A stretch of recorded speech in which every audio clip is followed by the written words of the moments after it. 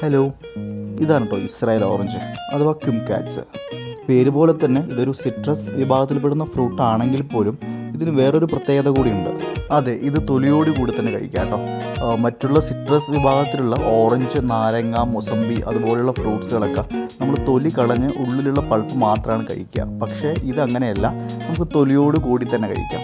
അതിനൊരു പ്രത്യേകത എന്തെന്ന് വെച്ചാൽ ലിമോണിൻ എന്നൊരു ഘടകം ഇതിൻ്റെ തൊലിയിൽ ധാരാളം അടങ്ങിയതുകൊണ്ടാണ് നമുക്കിത് തൊലിയോടുകൂടി തന്നെ കഴിക്കുമ്പോഴും അധികം കയ്പോ അല്ലെങ്കിൽ ഒരു ചവർപ്പൊന്നും ഇല്ലാതെ ചെറിയൊരു ലൈറ്റ് മധുരത്തോടു കൂടി നമുക്ക് ഫീൽ ചെയ്യുന്നത് കേട്ടോ. ഇസ്രായേൽ ഓറഞ്ചിന് സീസണില്ലാതെ എല്ലാ സമയത്തും കായ്കൾ ഉണ്ടാവുമെന്ന് പറയുന്നത് നല്ലൊരു ഗുണം കേട്ടോ. അതുപോലെ തന്നെ കേരളത്തിൻ്റെ കാലാവസ്ഥയിൽ നല്ല രീതിയിൽ കായ്ഫലം കിട്ടുന്ന ഒരു ഫ്രൂട്ട് കൂടിയാണ് നമ്മുടെ ഇസ്രായേൽ ഓറഞ്ച്. ഇതിനധികം സ്ഥലവും വേണ്ട, ചെറിയ ചട്ടിയോ അല്ലെങ്കിൽ ഗ്രോ ബാഗോ ഡ്രമ്മോ ഉണ്ടെന്നുണ്ടെങ്കിൽ നല്ല രീതിയിൽ കായ്ഫലം കിട്ടും. അപ്പോൾ ഫ്രൂട്ട്സ് റിലേറ്റഡ് പ്ലാന്റ്സിൻ്റെ കൂടുതൽ വീഡിയോസിനായിട്ട് ഹെവൻ ഗാർഡൻ മണ്ണൂത്തി ഒന്ന് ഫോളോ ചെയ്ത് വയ്ക്കണേ. Thank you.